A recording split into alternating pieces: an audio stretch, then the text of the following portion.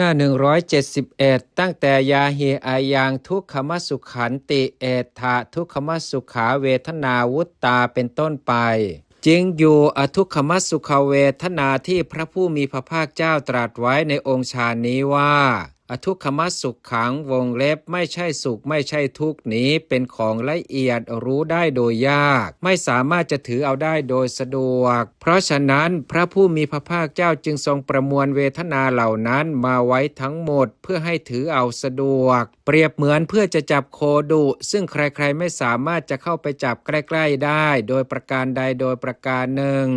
คนเลี้ยงโคจึงต้อนโคทุกตัวมาไว้ในคอกเดียวกันภายหลังจึงปล่อยออกมาทีละตัวทีละตัวให้จับเอาโคแม้ตัวนั้นซึ่งผ่านออกมาตามลำดับโดยสั่งว่านี่คือโคตัวนั้นพวกท่านจงจับมันฉะนั้นจริงอยู่พระผู้มีพระภาคเจ้าครั้นทรงแสดงเวทนาเหล่านั้นที่พระองค์ประมวลมาแล้วอย่างนั้นย่อมทรงสามารถเพื่ออันให้ถือเอาเวทนานี้ว่า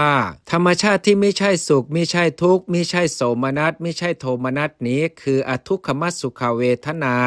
อันหนึ่งเวทนาเหล่านั้นบัณฑิตพึงทราบว่าพระองค์ตรัสไว้ก็เพื่อจะทรงแสดงปัจจัยแห่งอทุกขมสุขเจโตวิมุตติจริงอยู่ธรรมทั้งหลายมีการละสุขเป็นต้นเป็นปัจจัยแห่งเจโตวิมุตตินั้นเหมือนดังที่พระธรรมทินนาเถรีกล่าวไว้ว่าดูก่อนผู้มีอายุปัจจัยแห่งสมาบัติที่เป็นอทุกขมสุขเจโตวิมุตติมี4อย่างแลดูก่อนผู้มีอายุภิกษุในพระธรรมวินัยนี้ย่อมเข้าถึงจตุทาฌานอันเป็นอทุกขมสุขะมีสติเป็นธรรมชาติบริสุทธิ์อันอุเบกขาให้เกิดแล้วเพราะละสุขและทุกข์เสียได้เพราะถึงความตั้งอยู่ไม่ได้แห่งโสมนัสและโทมนัสในการก่อนเที่ยวดูก่อนผู้มีอายุปัจจัยแห่งสมาบัติที่เป็นเจโตวิมุตติอันเป็นอทุกขมสุขะมี4อย่างเหล่านี้แลอีกอย่างหนึ่งสังโยชน์ทั้งหลายมีสกายทิฏฐิเป็นต้นแม้ที่ละได้แล้วในมรรคอื่นมีโสดาปัตติมรรคเป็นต้นพระองค์ตรัสว่าละได้แล้วในมรรคที่3นั้นเพื่อตรัสสรรเสริญมรรคที่3ฉันใดเวทนามีสุขเป็นต้นเหล่านั้นควรทราบว่าพระองค์ตรัสไว้ในจตุทฌานนี้แม้เพื่อตรัสสรรเสริญฌานนั้นฉันนั้นอีกในหนึ่งเวทนามีสุขเป็นต้นเหล่านั้นพึงทราบว่าพระองค์ตรัสไว้ในจตุทฌานนี้แม้เพื่อจะทรงแสดงข้อที่ราคะและโทสะเป็นธรรมชาติที่อยู่ไกลยิ่งเพราะสังหารปัจจัยเสียได้